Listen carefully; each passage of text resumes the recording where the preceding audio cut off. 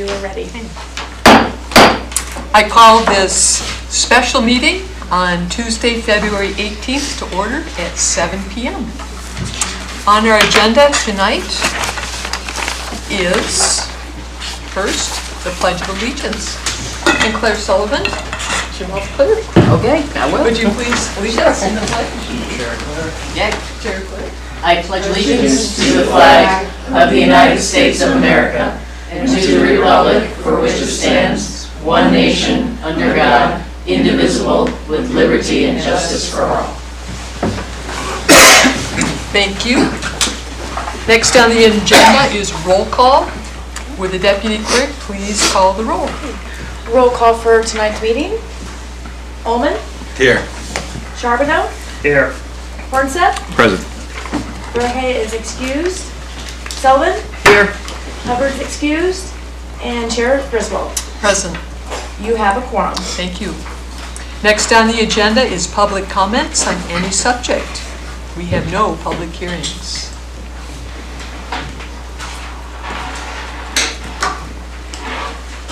Has anyone signed up to speak? There is no one signed up to speak. Okay. Would anyone in the audience wish to speak at this time? Okay, thank you. We'll close that section. Next on the agenda is the approval of the agenda. I need a motion to approve and a second. I'll make a motion to approve the agenda. Consent agenda. And I'll second. Thank you. Are there any changes to the agenda? Are you sure it's right? Okay. Would the deputy clerk please call the roll? Voting on the approval of the agenda for tonight's meeting. Charbonneau, Yes. Ullman, Yes. Sullivan, Yes. Hornseth, Yes. and Chair Griswold. Yes. The agenda has been approved. Next on the agenda is public hearings. There are none. And then unfinished business, we have none. And next is new business. We have Resolution 2025-008. Would the deputy clerk please read the title into the record? Resolution 2025-008, adopting the Planning and Zoning Commission Rules of Procedures 2025 update. Thank you. I need a motion to approve and a second. I'll make a motion to approve resolution 2025-008. I'll second. Okay, go team. Thank you. Administration, do you have any comments? Sure, yeah, I'll speak to this one for a few minutes here. I thought I'd start with just outlining the process. This has been my labor of love over the last year. When I started in my position, like understanding how things ran was super helpful for me into lessening my anxiety, and just there's a lot of different processes that come with working in government, the Planning and Zoning Commission, and a lot of nuances I've learned with specifically P&Z versus things like City Council. And so the city clerk was able to find a document of rules of procedure for the commission, and that document was created in 2008. I think it was amended twice, once in 2012 and last in 2014, so over a decade since that was last updated. And reading through it, I think it was a fine document. Code had been changed in a few ways that kind of made some things not relevant, and then just in my first year as things popped up with different unique scenarios with a variance or conditional use permit, like you look at that document and there're just gaps in it, like things that we just didn't have answers to, and so we had to kind of figure out on the fly or connect with the city attorneys maybe a little more than we wanted to, and so I started updating this document. I used that original document as the foundation, since that is the current rules document. I know the City Council Rules of Procedure has been updated more recently, and I like things to have like a similar feel, especially in the city, and so the format and layout, I kind of pulled things from there when I was updating this document, and then just did a lot of research on like other communities and what they were doing when I was kind of confused. And I do want to give a lot of credit to one, Chair Griswold, who spent a lot of time on this document as well with feedback, and kind of we did a lot of back and forth to kind of iron out some things. And then also Rob Palmer, who's the newest city attorney who works specifically with Juneau's Planning and Zoning Commission. And so after we kind of got a lot of things dialed in-house, and I felt we were getting close to maybe an adoption phase. Like he kind of did some finishing touches to make sure things were lawful and abiding by due process and important things. And so this is a long document, 76 rules, and so to save time, I'm not going to go through all those individually. I hope you've all had time to read those. I'll pull up some highlights, and then I know the chair, we're kind of going back and forth on some last minute stuff today. She has some potential edits, and so I'll kind of save those and let her speak to those. But just things on my end. Rule number 2, this is one Rob really encouraged. That's just the relaxation of requirements. And we talk about relaxing the rules a lot in the commission. It's just good to have that in paper, and so that gives you the freedom that you don't have to stick to the rules if injustice might be served, is the way it's added there, worded there at the end. When you jump to section 2, rules 15 and 16, this is really where I learned a lot with like how unique the commission is, and your role is a lot more complicated than city council in some ways, because you wear 2 hats. You're a quasi-legislative body where you do make recommendations to council, but you're also a quasi-judicial body that makes decisions that can be appealed to council, but you're making decisions where council does wear both those hats, but they're only a quasi-judicial body really when they're hearing appeals, and so they don't wear that hat as much as like the commission kind of goes back and forth on those. And so there are some nuances and differences in how you run meetings and public hearings that I felt were important to be outlined. And so in rules 15 and 16, I kind of just outlined some of those differences. The Open Meetings Act, this has to be, you have to be open to the public. However, when you're deliberating a quasi-judicial proceeding, you have the option to meet in an executive session. And then Rule 16, I just kind of outlined the definitions a little more in detail there. And kind of jump to section 4. The regular meeting agenda. I got this one from the city clerk, just the idea of just more an organization.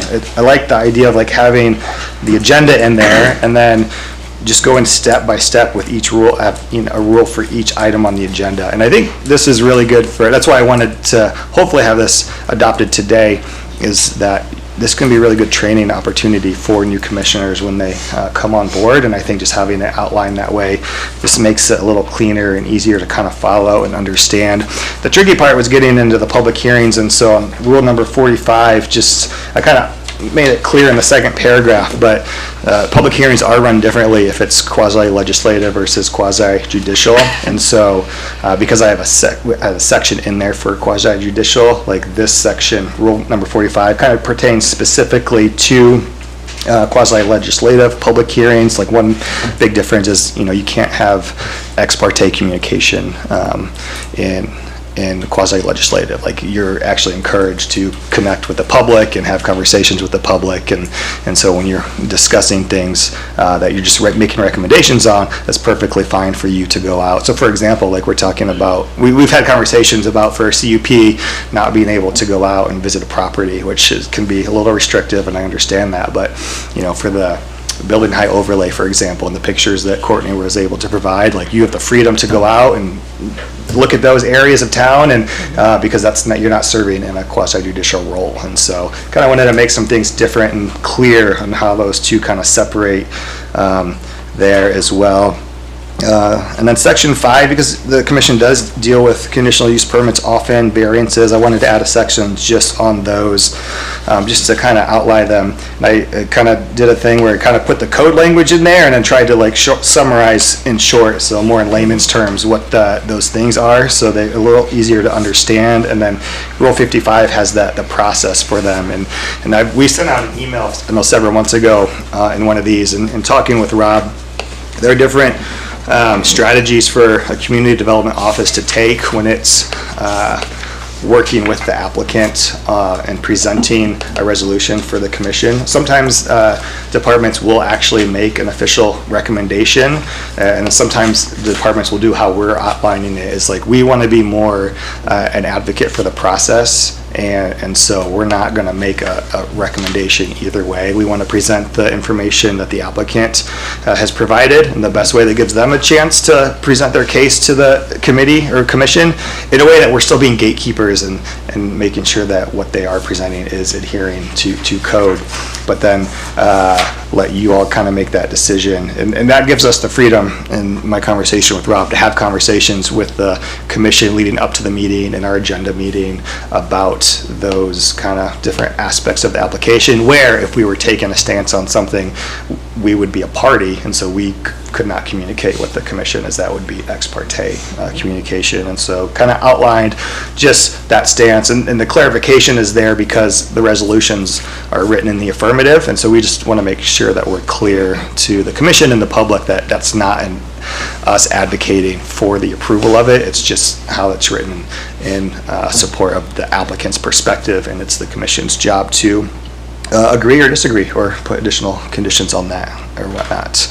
And then 56, Rule 56, this is one that we added, and then this was a big one Rob suggested in terms of allowing public comment, especially at quasi-judicial proceedings. And because I know in city council, when they get feedback from the public, that information is not really included in the packet because that's quasi-legislative, and kind of the same thing here. Like if we get information set in quasi-legislative issues, like we'll forward those to you, but when it comes to quasi-judicial proceedings, like if we're getting information from the public, that's part of the record, part of the testimony, and so we need to make sure that's being made available to you all, to the applicant, and to the public. And so we've kind of put this rule in here so that, for example, if someone supplies comments to us before we publish the packet, we can include that information to you all. The issue comes is that, understandably, most of the public are going to formulate their comments based on reading the packet because they might not know a certain thing's coming down the pipeline. And so what does that look like? Someone reads the packet, wants to comment to the commission, and so there's a balance of making sure that that information is presenting to the commission, because the expectation is that you all read that information while not giving you all so much information that you can't comprehend and digest it all. Excuse me. And so this was written to have like a timeline of what does that look like if the public submits comments after the packet publication, how long does it have to be, and if it's after a certain deadline, then they would need to come in person to present that information. Excuse me.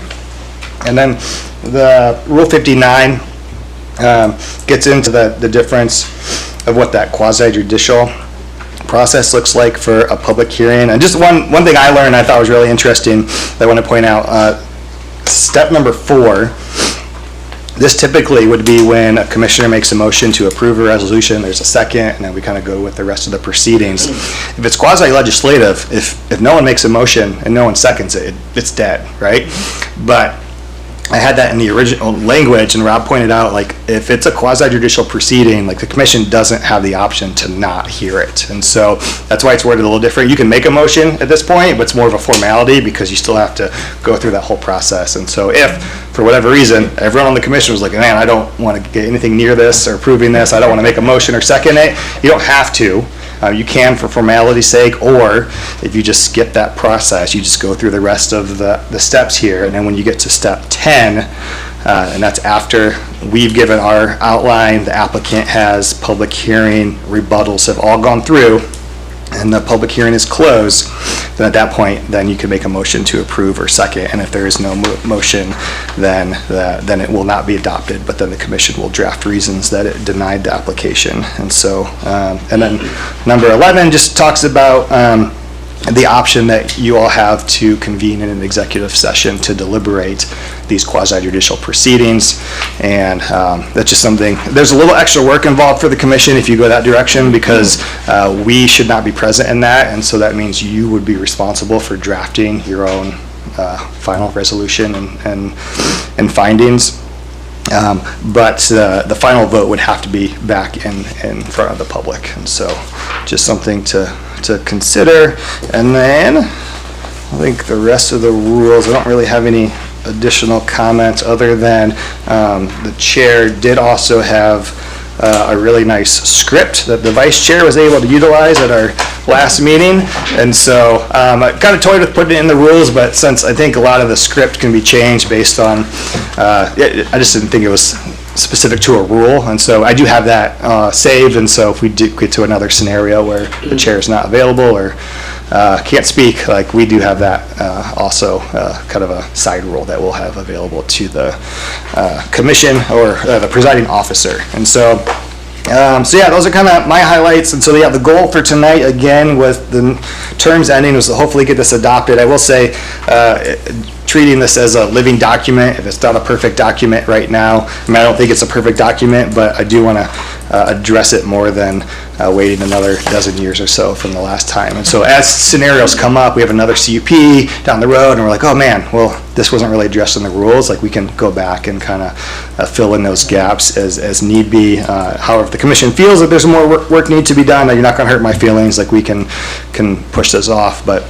that was the goal. And then the secondary goal for tonight is if we do have good conversations, like I also want to use some of these rules to, like if we're unclear of certain nuances or hypotheticals or how it can be interpreted, start putting together a list of training opportunities because Rob seems really interested in helping with those mini training sessions that we've kind of said that will be part of our priorities for this upcoming year. And so we've already kind of started a list in-house of different ones. I was like, oh, it might be good to have Rob come speak to the commission, but if there's ones that stuck out to you all in your review, feel free to let me know and we'll add that to the list. And so yeah, I'll turn it over to the commission to discuss.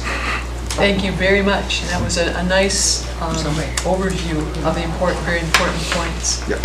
What are the wishes of the commission? Well, first, Chair, if I can just mention, first off, I'd like to really thank you for going through all of this, because I know we lived through, Nathaniel and I had the old one, and what I really like is the fact that you've gone through this and you've put the appropriate code for city code as well as the Alaska statutes. So if it wasn't in code, you find it in statute, so you know if you want to read anything further on that too.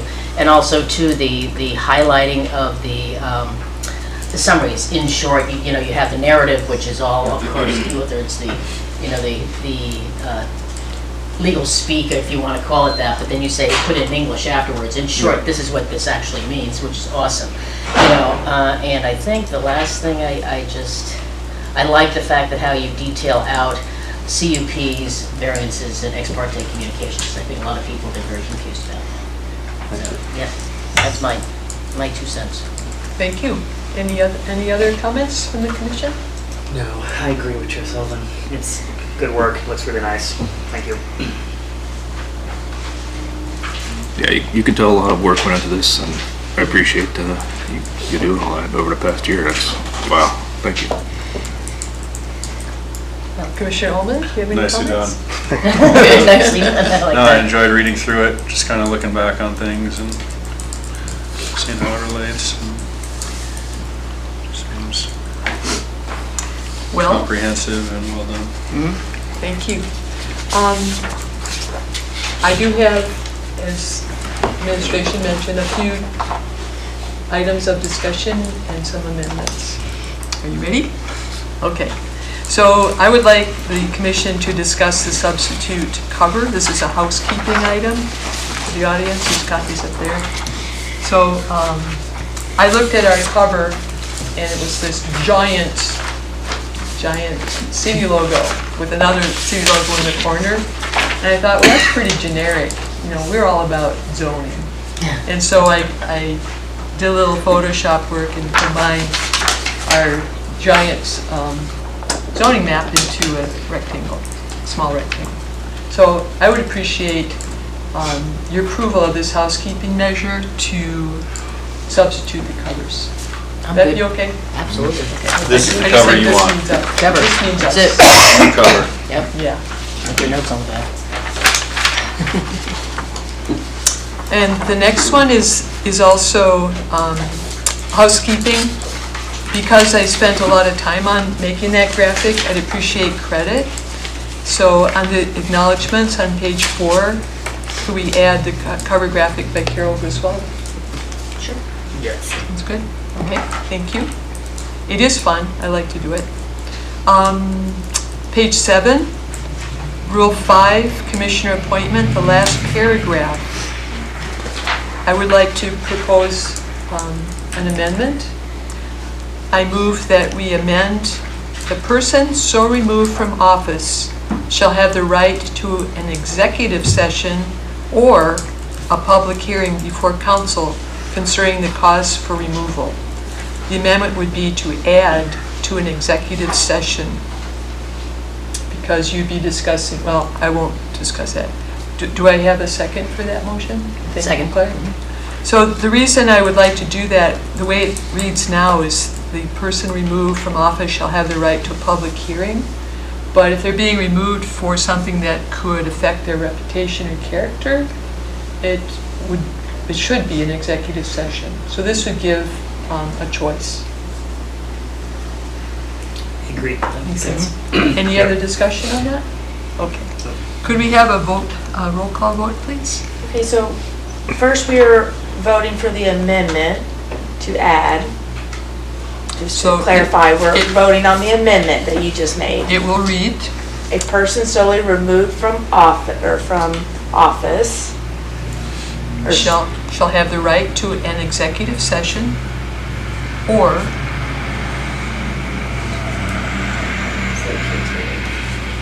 Session. and the rest reads as is, or a public hearing, etc. All right, so voting on the amendment to add a person solely removed from office shall have the right to executive session or, and then the remaining of the name. Olman, Yes. Charbonneau, Yes. Hornseth, Yes. Sullivan, Yes. and Sharon Griswold. Yes, That amendment has been approved. thank you. The next amendment is on page 9. I move to amend the first sentence. Is it one sentence? It's a long one. 2 sentences. Right now, it says, "The city clerk shall provide," the city clerk will support the commission, the clerk shall support the commission by properly advertising, and on and on. So I'd like to read the substitute for these 2 sentences. City staff shall provide a clerk to the commission. The clerk will support the commission by properly advertising the meeting as required by the Alaska Open Meetings Act, attend the commission meetings, serve as parliamentarian, and keep a record of commission proceedings. So just to clarify, it would delete the city clerk. It would add city staff shall provide a clerk to the commission, and it would delete the word regular, so it would be attend the commission meetings. Do I have a second? I'll second. Okay. And this is straight from Seward City Code, which I'd also like to add. Seward City Code, section 2.30.217B3. That's a quote from our code. And what I learned was city clerk doesn't have to be here at all. Thank you, Deputy City Clerk, because you guys do a really awesome job. So this would just make it so we are in compliance with code, but if you choose to help us out, we greatly appreciate it. Any discussion on that? We'll provide a clerk. So what is that? Yes, what's so confusing is that the word clerk, in this case, just means somebody to sit over there, take minutes, serve as parliamentarian. It's not the city clerk. It's a very confusing code language. Was it uppercase or lowercase? Because some, It was lowercase, so that would be, yeah, just clerk. So we so have, it's any we have the city clerk and we have clerk. clerk. The city clerk is the council's clerk. We have city staff Yeah. by code, not purloining the city council's clerk. So I just found that It's interesting. interesting, Mhm. yeah. But there would have to be a clerk. Yeah, someone will sit over there and take notes and guide us if we need parliamentary procedures. Yeah, someone that's trained in how to clerk a meeting needs to be Right. at this meeting. Right, Okay. yeah, from the city staff, that's what our code reads. So this would just bring our rules of procedures into conformance with city code. Does that sound Makes sense. reasonable? Yep. Are we ready for the vote? Yep.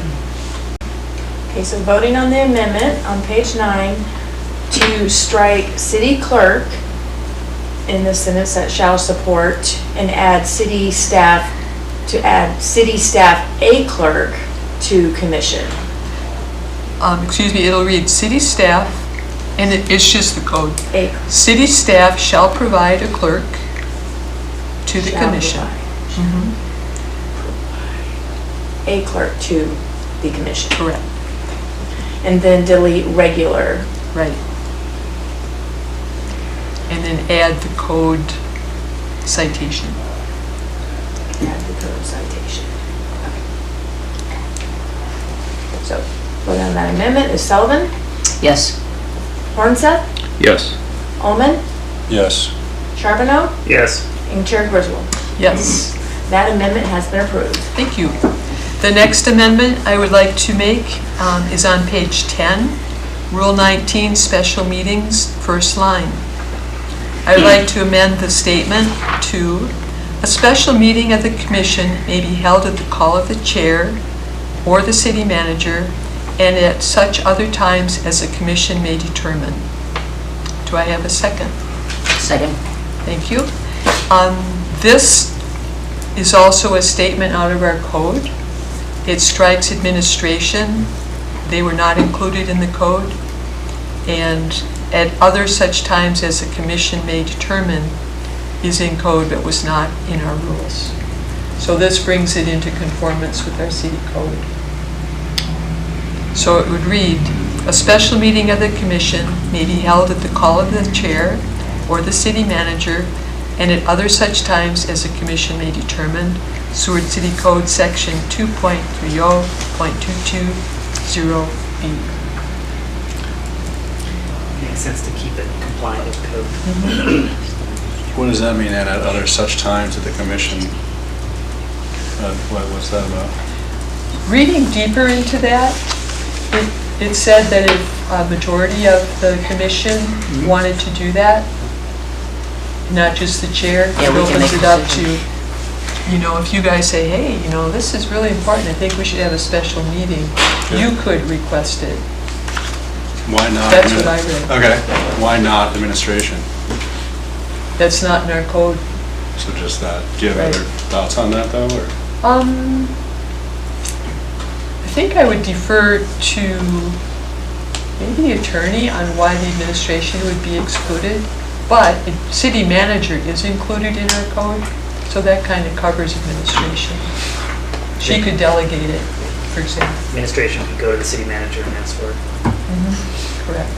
So administration is not totally shut out. They could Just- suggest it too. Sorry to interrupt. Exactly. They could suggest it to the commission, and then at the convenience or the call of the chair, then the whole thing's called, and then Right. we all get together anyway. Right. So this was just to make it conform to what our code says. Ready? Yeah, makes sense. Roll call, Okay, please. so amending on page 10, Rule 19, to strike the word admission. Are we striking it on Administration. both? Sorry, Administration. administration. Are we striking both of those in there on the sentence number 2 too, or just the first sentence? No, first one. Just the first sentence. Okay. Mhm. Okay. And Ver- add, and at other such times as the commission may determine. And add the citation. And adding citation. Okay, voting, Charbonneau, Yes. Hornseth, Yes. Sullivan, Yes. Ullman, Yes. and Chair Griswold. Yes, That amendment has been approved. okay, thank you. The next one on page 20 is real easy. The fourth paragraph, Rule 44, fourth paragraph, housekeeping. There's an incomplete sentence. So it should read, the administration may schedule a presentation during the commissioner's regular meeting, add the word if. The presentation topic would be relevant to the work of the commission. That little word was missing. Does that sound like a good idea? Yeah. Presentations, So it would administration read, may schedule a presentation during the, is that where we are? if the presentation topic would be relevant. Or is that just a statement that the presentation topic would be relevant? Well, the word if is missing, so it's not, those two sentences don't make sense. The So you're second saying sentence- make it one sentence with the word if? Yes. But I mean, it does have a sense to it as two. Is Okay, that what's let me intended? check the original, please. I didn't copy all that down. Administration schedule.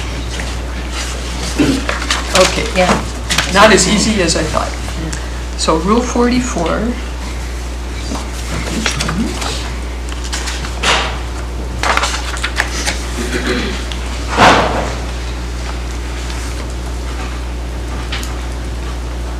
So it reads now, the presentation topic would be relevant to the work of the commission. Does that read as a sentence to you? Yes. Yeah, it does. Where's the verb? Would be. Would be The passive? presentation topic would be relevant to the work of the commission. And I see what you're saying, if you put if, that changes the whole meaning, I think a little bit, if it was.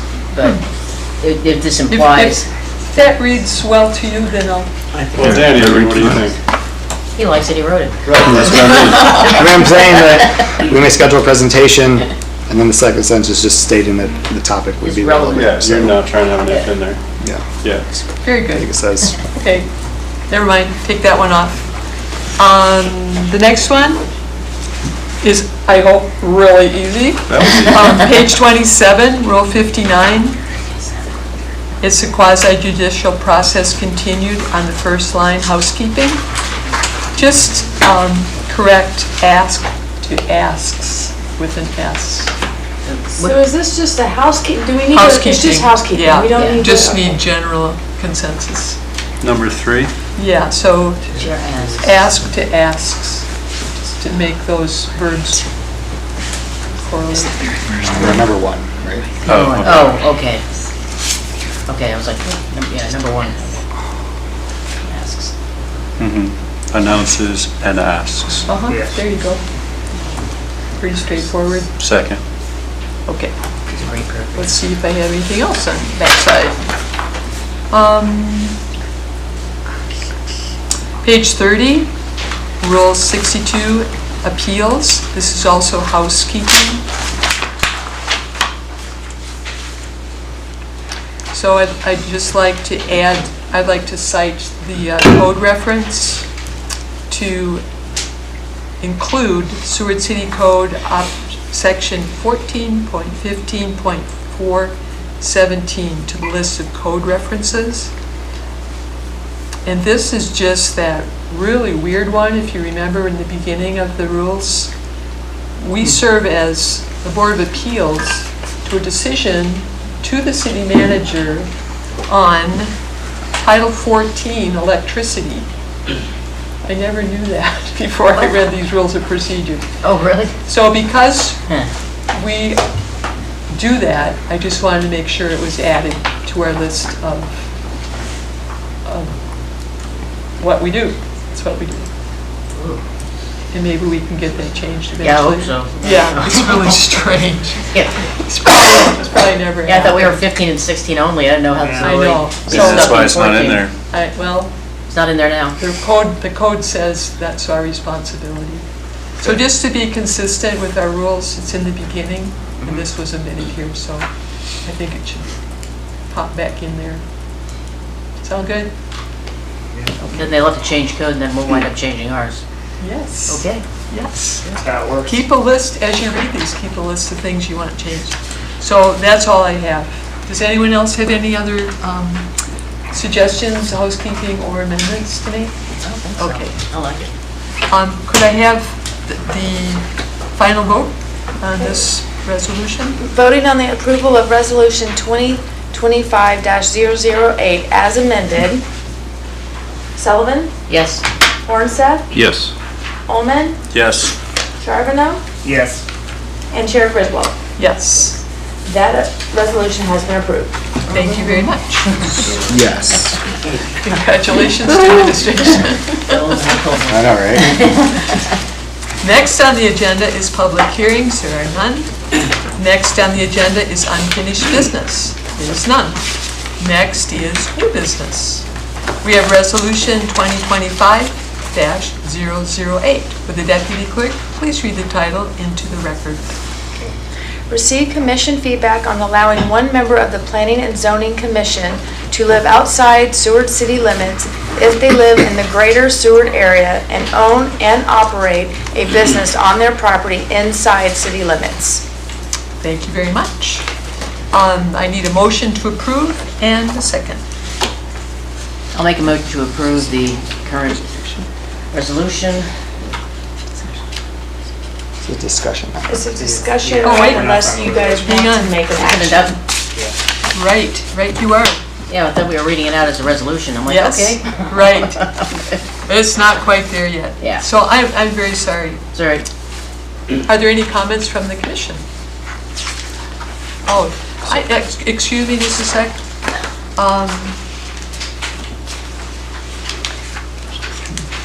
Yeah, I don't know where I got that. So we're under other new business. Right. Item 1 is a discussion allowing one member of the Planning and Zoning Commission to live outside city limits if they live in the greater Seward area and own and operate a business on their property inside city limits. Administration, do you have any comments? Sure. I have a few comments on this one. Just looking for general feedback from the commission and public, just for context here. And I'll share, I mentioned that this was something that was discussed with City Council at a recent meeting, and so I'll share a lot of the same information that I shared with them. But for me, I hit my 1-year anniversary last week, so very, very exciting. And remember, my first work session was going over the current comprehensive plan and doing that update, which was very overwhelming at the time. And so, so yeah, it's been quite a year. But if you remember, we didn't meet for almost 2 months after that because of lack of quorum. We had 3 open seats and commissioner out of town. And so we used that time to really try and recruit for the commission. We had the information sessions, which some of you came to, which is still online, and talked to different community organizations. So we did attend the Chamber of Commerce luncheon, and that's where this initial idea stemmed from. Is when we were recruiting for the position, we did get some feedback that there was interest in the business community in serving on the commission because they owned and operated business in town, but they just happened to live outside of town. And so I was curious on that, so I asked around, and I learned that this has come up before, and council commission has not really been agreeable to it. And it was around the same time we ended up filling out the commission, so kind of just put a pin in it for then. But fast forward to why we're doing this now. I know the city clerk is looking to tidy up a few things in Title II, which is where this language stems from, and it does coincide with the end of 3 of the current terms. And so again, we're looking to recruit for the commission as 3 seats are up after this meeting. And this historically, over the last 4 years, there's been almost 2 full-year periods where we've not had a full commission, and that has led to issues where we've not been able to meet for quorum and whatnot. And so I just wanted to bring this idea forward. To be clear on the restrictions, at least for this discussion item, it would be pretty restrictive in that allowing a member to serve if they lived outside of city limits but still lived in the greater Seward area, however that's defined, if they owned property in town still and owned and operated a business on it. And so I think that based on that, there is an argument that you can make for someone that does own property in town, but instead of living on it, they run a business on it, but they live outside of town. They don't have a voice over the land and business use of their property and business. And so yeah, that was just an interesting perspective. I know some comments and feedback have come in about whether that should be owning or leasing. I thought it'd be good to start the most restrictive as possible, because if that's not going to get any leg room or room to work with, then then we know where we stand. But yeah, I want to be clear that as far as administration stands, like, we're not really at a point where we're advocating one way or the other on this. This is more kind of just information gathering. I think this type of change should begin with the public and kind of get their stance on things. My perspective, and I think our office's perspective, is we just want a full commission full of candidates council feels are qualified and you all enjoy working with. And so I understand, while I understand that this has come up before, it hasn't come up in my tenure since I've started, so I feel like I'm just doing my due diligence and exploring all the options available to fill the commission with qualified candidates. And so we put this in front of council, and a few of them seemed agreeable to it. I think some of them were not agreeable to it, and the kind of general consensus was to wait and see how this cycle goes in terms of receiving applicants, and then if we're still short or maybe struggling with quorum, then we can bring it back. But in the meantime, they did say that we could bring this up before you all to get your comment and to get more input from the public. And so we've gotten a lot of information from the public that we've kind of passed on to you all over the weekend, and even today we've got a few more you may not even had a chance to read yet. But yeah, I just wanted to bring this before the commission and get your thoughts. Rhonda had some comments as well, but she was unable to attend, so I emailed those to you all as well, so you have those available. Okay, thank you. What are the wishes of the commission? Well, we have a lot of public here. We got a lot of public letters and stuff. Maybe we should let the public speak. Or Should we suspend the rules to let the public speak? could I ask something also? Sure. Are we in more of like a work session now that there's No. a discussion on it? We're No? into the formal one now. All right. Yeah, but she's suspending the rules, I think. If Then if the commission wishes, we can suspend. Rule number 2. Yeah. Let's do that. Okay. Would anyone in the audience wish to speak? Would you please approach the table and tell us your name, and if you live inside or outside city limits, and you have 3 minutes? My name is June Pemberton. I live inside of the city limits. I've lived here for 10 years. I'm retired. I intend to stay here. And I don't think that somebody from outside, that lives outside of the city limits, should be allowed on the planning commission, because what you all do affect me and my life 24/7. They have a business and they go home and they're not struck by what has been decided here. So that's just my feelings and my thoughts. I wanted to come and let you know. Thank you. Thank you very much. Thank you. Would anyone else in the audience wish to speak?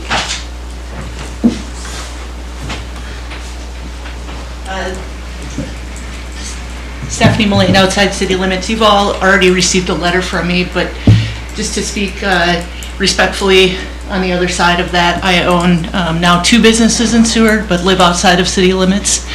I would respectfully say that as a business owner, what happens in the Seward city limits does affect my business and my personal life 24/7 as well. That is what I do, is operate businesses in this community. And I would feel that it would be not difficult to find people outside of the community who operate within the community who are quite able to be very fair in their judgment on how the Planning and Zoning Commission operates. And I would also suggest striking the owning property inside city limits, because I do lease 2 properties within the city limits, but I contribute a significant amount to the tax base as well, and I think that's important to recognize, especially when we have limited limitations to where we can voice our concerns and our opinions and our voices. So that's it. Thank you. Thank you. Would anyone else wish to speak?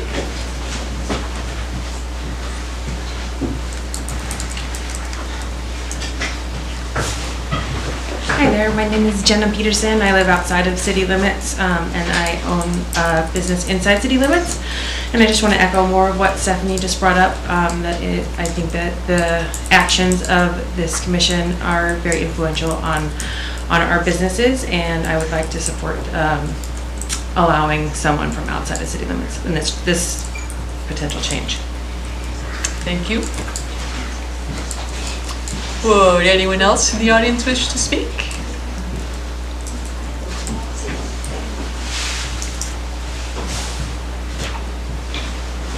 Hello, Samantha Allen, Inside City Limits. I would just say that the business community would bring a lot of enthusiasm and a lot of insight into the projects and the items that planning and zoning works on, and that there has been a lot of enthusiasm from that community about the opportunity. So it could help with quorum and a diverse perspective on your board. So that's all. Thanks. Okay, thank you. Commission comments? So, are we discussing whether we want to have a work session on this, or what will we go forward on this? I think it ends after this meeting because this is a Title II issue, and so you don't really, the commission does not have recommendation kind of authority, is a good way to put it. Which is why it was kind of order of operations, what's the best way to go about doing this, and that's why we went to city council first, because I think any changes that happen with Title II should start with city council. But I wanted, with respect to as this affects the commission, I thought this input was valuable, which is why when I spoke to them, I encouraged direction to be given back to us to bring it up as a discussion item. But I think based on that, we can just essentially compile the information that we receive based on your feedback, based on the information we've gotten from the public, and then just give that to, summarize that to the council, and then let them decide if they want to pursue this further. I also want to say, almost, I think since I've been on here, we've almost always had somebody who's owned a business on the commission, so I want to make sure that it doesn't look like we're not supporting businesses. I think we have somebody on here that owns a business right now. I know that almost always there has been somebody. So there has been a voice for local business owners on the commission. I'm on the fence on this because both of the public comments, based on both of what they said, people in town live here the whole time, and I just kind of keep thinking back to a few times when there's been kind of a murmur of annexing certain areas. I remember twice when there's been discussion of it, and there's been quite a large uproar against it, and I find it kind of difficult to promote or put backing behind a seat when most of the people that I spoke to didn't want to be part of the city. I'm not 100% opposed, but you can't have your cake and eat it too. That's kind of where I stand on it. And we do have people on the commissions already that own businesses. So that's my thought. Following up on that, both Commissioner Hubbard and Commissioner Bearhay are active business owners. I used to be a business owner, True. And so I think that point, we're pretty well represented. We have business owners on this commission. So I don't think that's a real strong point.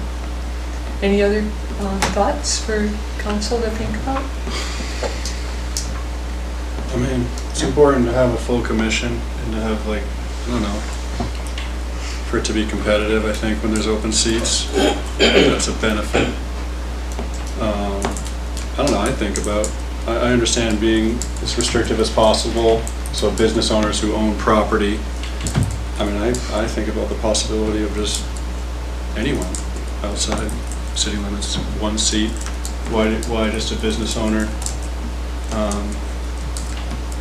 I've just always kind of thought of that full sewer, goes up the road and people care about, sewer to everybody. But I'm sure you guys can come up with a counterpoint quickly. That's why I kind of bring it up. But well, I just kind of stand with mine. I mean, when it's been brought up, the people out there overwhelmingly said they didn't want to be part of the city, at least the 2 times that I remember hearing it.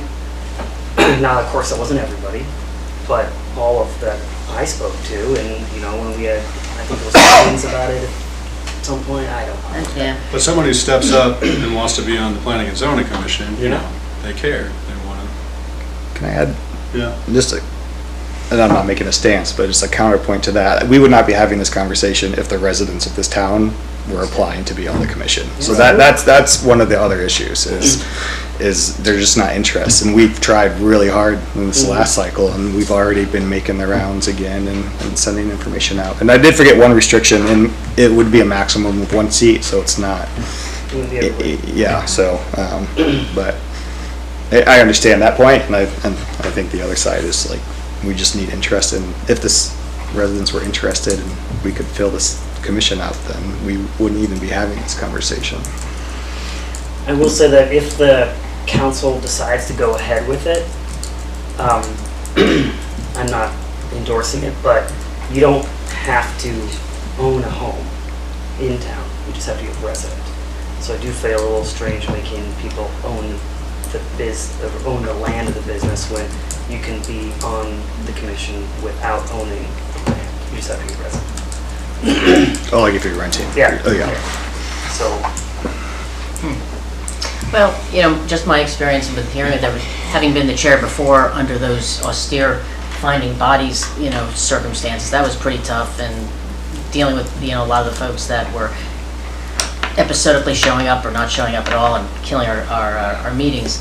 What I find is, you know, that having somebody from the outside is coming in and being able to do, you know, be able to participate. One, if they want to do it, they have expressed some interest to want to help the greater metropolitan area, if you want to call, you know, that area. I think, you know, whether they own land or whether they, you know, operate a business but live outside, I'm really not too overly committed about that at this point. But there's I think the outside the city limits and inside the city limits, they're all interrelated. It's not like outside can just survive without us, you know. So they go to the grocery store, they go to the post office, they go to the doctor. So Schools. there's all the stuff is here, and so it's sort of an you know, everybody's it's interrelated. It's not just a clean cut. So you know, I would support it.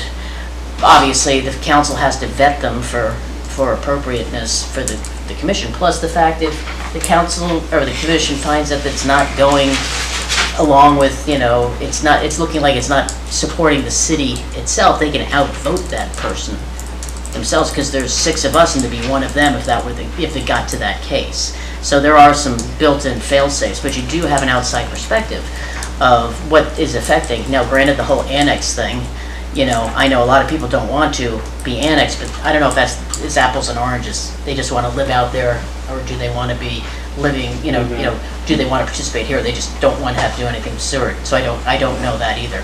But, you know, that's my thought. Yeah, I think it would be a nice show of, like, you know, Seward's all together, you know, in the whole area, all the way down the road. I do wonder, and this would come up, I guess, but like, well, I would say I'd be open to more than one, rather than just one. And I wonder how, like, let's say, you know, it's open to one, and then like 5 people outside of city limits apply that vote. Like, the council can only elect one of them, you know, but then, I don't know, that would get worked out, I guess, as far as how that vote goes, but it seems a little complicated. You can only elect one of those 5, and then maybe there's like one person inside city limits. You know what I mean? But it's getting kind of complicated. And on the other side, it would be like, you'd word it like a maximum of 1. So if you had 2 open seats and 3 applicants, one of them was outside city limits, the council wouldn't be forced to pick that person for that seat. Like, they could choose to appoint everyone that lives inside city limits, so. Right. That was one of my points, that the seat should not be reserved for someone else. Agreed. For a non-resident. Right, but if you can only have 1, you might still be sitting with an empty seat, you know, with 3 seats open, maybe 1 inside city limits and 4 outside city limits, you know, only 1 from outside city limits can be, if it's 1, anyway. Do you have comments? Yeah, I would start with just 1 and see how it goes. I mean, I think I would caution us to opening ourselves up to more than 1 to start. It's giving outside of city limits a lot of power. And that should be balanced at some level. But I do think we have been hurting for commissioners, and it's, you know, if we have people who are interested, then by all means, please, let's get them in here.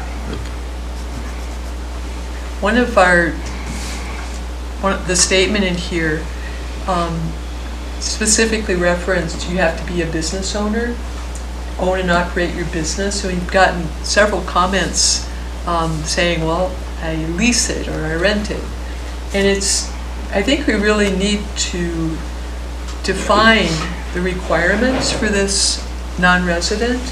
Should they own a business to show skin in the game? If that's required, should it be a full-time business? Is part-time okay? Is seasonal okay? If they no longer own the business, are they then disqualified?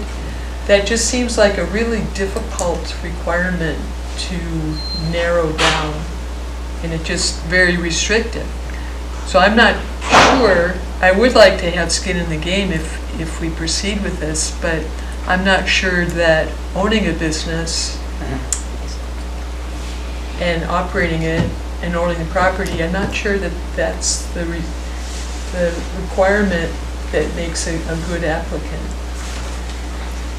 So it just seemed like a kind of, and if the idea was to get more business owners on here, we already are represented by business owners, so I don't think that's a valid point. We're trying to get someone that's really interested in our zoning code. I mean, that's pretty dry stuff. And who wants to know about subdivisions? That's what we do. And it's tough to get a lot of people beating down the door that want to come in here and talk about zoning code. I think it's really interesting, and the rest of us, do too, but not everybody apparently is knocking on the door to help with that. So I just question that whole statement that they have to own and operate a business in Seward, because there's so many, So are you saying just somebody from the outside as an outside representative versus anybody who owns or operates a business in town? So it could just be anybody from the outside of town who is, generally, interested in, is that perhaps what you're suggesting? And yeah, because we're not a business management process. I mean, if it's all businesses, we're not all business people. Right. So if you limit it to business people, then you can have somebody thinking a certain way as a business person, as a representative on the board. Maybe it's somebody who, works here and does a lot of stuff, but is not a business owner, but is, very, very engaged in the community and it really cares about the stuff that goes on, but they just don't happen to live in city limits. but should they be required to work here? It just gets, what are the requirements that we think would provide somebody that would really do a good, diligent job? And a retiree that has been out, lives outside the city limits, that has a skill set of some sort, or I don't know. I mean, the council evaluates Yeah, they do. if they are invested in the community, if this person cares about the community, They get appointed. Right. So you trust that process, I guess. Okay. Did I? And not so Keep it limited. open, keep it open. Keep yeah. it more open. Yeah. Did administration? I was going to say, I think it started with the business because of all of our conversations of trying to recruit. It was the business community of the chamber that expressed interest, and that's really the only time we got interest, and so that was kind of the initial starting point. And I put it in the memo, but we didn't do a whole ton of research on other communities, but there's precedent. Soldotna has a 7-person commission, and they have 2 seats open for people who live outside the city limits of Soldotna, and one of them has no restrictions whatsoever, and the other one just has to own property in town. And so, yeah, there's. I mean, one thing I would add too that seems relevant now, like I had never been to a meeting before joining planning and zoning committee, and once you do go to a meeting, you kind of learn about how they go, and I really enjoy the work sessions, and I would say like the way it's set up is the public can really drive the work session. I mean, you're like a commissioner when you come to a work session. It's a discussion. So I think, whether you're on the commission or not, to come to certainly the work sessions and just bring up things you want to talk about and, have conversation. I mean, we're looking for more and more of that. That's there. So I think it takes coming to a meeting, which, like I said, once I did, you learn how it goes. You learn, wow, like this is really about the public and what they want to do with these topics and other topics they want to talk about. So it's great to see you all here. I think it is wonderful that our government allows anyone, you could live in Texas and still come speak. You don't have to be inside city limits. We're open to information and concerns and suggestions from anybody. And all we want to know is, are you inside or outside city limits? And you can speak and we are listening. So I think that's something that hasn't always happened. It used to be you only could be in city limits to speak at our city government meetings. And we've realized that it's nice to have more input. So I do agree with one member of the public who said that we, residents of Seward, who are making these decisions, live with these decisions. It is a 24/7. And if you're not a resident, you go home. And there you have no code or whatever the borough requires. But here, we have a pretty extensive code that we are sworn to comply with and take an oath on. And I think it's very meaningful that we do that oath and that the code is so important and we live it. So we live with our decisions. We don't just say, time to 5 o'clock, time to go home. And I think that's a really valid point that we have to keep in mind. And there's other commissions where people can serve and have input, but they're advisory. We are the only commission that actually has judicial powers in conditional use permits, variances, and sign variances, and then that crazy electric thing. But sort of Board of Appeal, we have very serious role. And I know it's hard to recruit residents, but just really got to keep in mind that we are different from those other commissions and boards. Yes. Yeah, what I was also going to say is most of our stuff has a ripple effect. It's permanent and it ripples. Because a decision we make in one area here will ultimately affect the surrounding areas, and it's like the spot zoning for B&Bs and how different things like this and how it makes it hard for everybody. So you have to have a sort of a very pragmatic and long-term look at all of our decisions and go forward with that because it's permanent once it's done. It gives the option for somebody to make a decision on a neighborhood that doesn't ever really have to be in that neighborhood. Right. I don't get to make a decision on the neighborhoods out there. Yep. No, they're unbiased. Yeah. Maybe.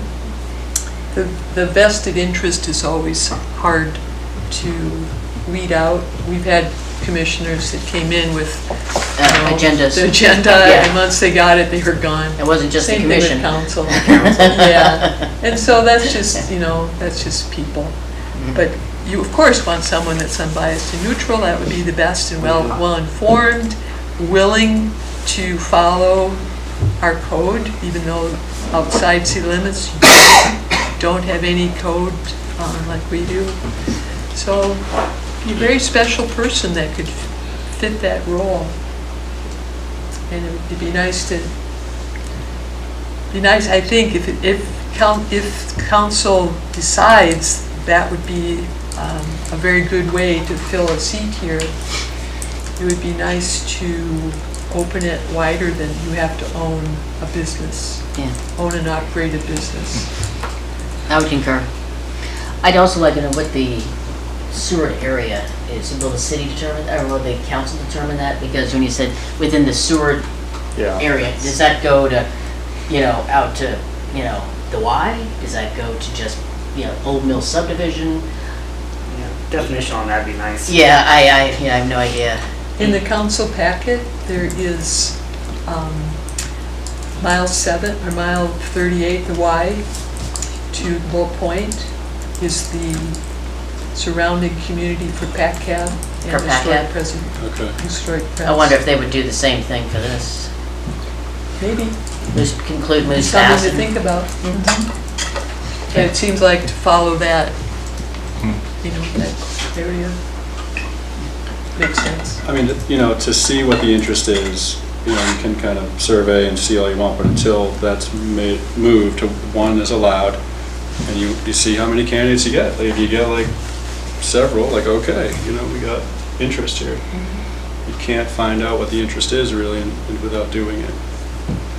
And then, They can make a decision whether they want to put any of them in, because they've done that before. They've had people apply for positions and they all get shot down. So they have that too. but then you would know, okay, we're getting people from outside city limits, this trouble filling a commission could be solved. Yeah. You know, and that's nice. Do you agree that the 1-year minimum residency should apply? Is that the, Oh, yeah. I mean, That's you have to criteria. know what's going on here somewhat. Yeah, I mean, for the yeah, third 1 one. year is very generous, I think. it is? Yeah, yeah, Yeah, I feel like it should be more than a year, but that's Yeah. just me. yeah. Agreed. Any other qualifications council might want to think about? I don't think so. I think, No. I think we beat it up pretty good. All right. So what format are you going to be bringing it back to then? I mean, is it just going to be a list of recommendations, or how our presentation? Because this is basically a discussion. Vote on and how it, you, like, you know. Yeah, I need to talk to the city manager and see what, yeah, I'm not sure how to present this information, but yeah. I mean, you could have like, you know, a bit of a resume to it. Like, I don't know that there was this besides just putting my name down. I'm interested. You know, you could list like things you're involved in, and you know, the things you volunteer for. You know, put together a bit of a How you resume. serve the community of Seward to some extent. Yeah, for everyone. That would be nice. Candidate commissioners can go and speak when they're appointed. That's Or right. when they're deciding Up whether, for, Yeah. right. and then that would, That's a that would good be time the for time that. to stand up and be like, hey, I'm interested, you have my, whatever, this is blah, blah, blah, blah, blah. Right. So that is there. Yeah, that's good.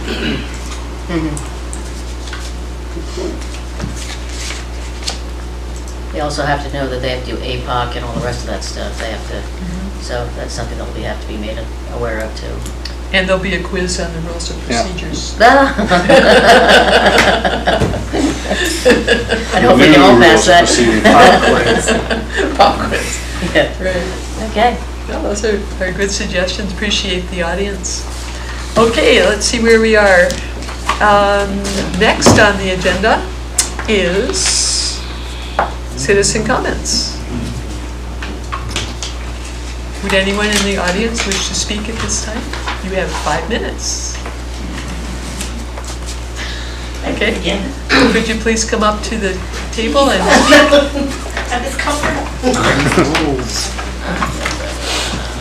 So, where I'm coming from with that, I hear what you guys are saying, but, like Chairman Griswold said, this affects me 24/7, everything you do, and I want you to think about that. Because other people go home and they're not going by what's happening in the city, what the rules are in the city, they're home. Whereas myself and many other people, 24/7, and I'd also like to add that I actually tried to fill out an application online, and like when I tried to do you guys this stuff, I have the same problem. Get timed out. So that's very frustrating. So I don't know what's going on with your technology here, if you're having problems, if there's other people having problems, but I did try to fill out an application more than once, online. Trying to save paper, that's, we try to save the environment any way we can, but if it's not working, I don't know what to say about that. I don't want to sound like I'm technological incompetent, because I'm not, obviously. I've worked in it, with it, and in it for over 36 years. In my last career, that's just the last one. But that is really frustrating when you're trying to do things and you want them that way. So, but I really feel like I love Jenna. She's one of my favorite people. Sorry, you are. No, but Jenna goes home. I understand that. She is a business owner. She's a very good business owner, and she contributes a lot to the city of Seward through what she does. But Jenna goes home, and what's decided here doesn't affect her when she goes home. So keep that in mind. Please. There's a lot of people that live here and they live here and we depend on people to make decisions. If they're not stepping up, well, I'm gonna start talking to people about stepping up. I got a big mouth anyway. No, but I'm really serious. That's my whole deal is it's 24/7 for me. And I'm not leaving Seward. Sorry. I love it here. It's always been my dream to move to Seward. So, thank you. Thank you very much. Would anyone else in the audience wish to speak? Okay, hearing none.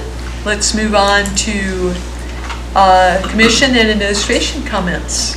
Commissioners, do you have any comments? Just a thank you as always for the administration and the public that came. I once again want to say thanks to Danny and Courtney about putting in the rules of procedure together. That was an amazing amount of work. Everybody else who provided input to it, you know, Carol, I mean, you are one of the best editors I've ever known. I wish I knew you in my military career, it would have been great. But but yeah, that was phenomenal, and just ongoing stuff that you know, the city clerk and the whole administration across the board to support us as a commission to try to do what we can do for the community of Seward as volunteers.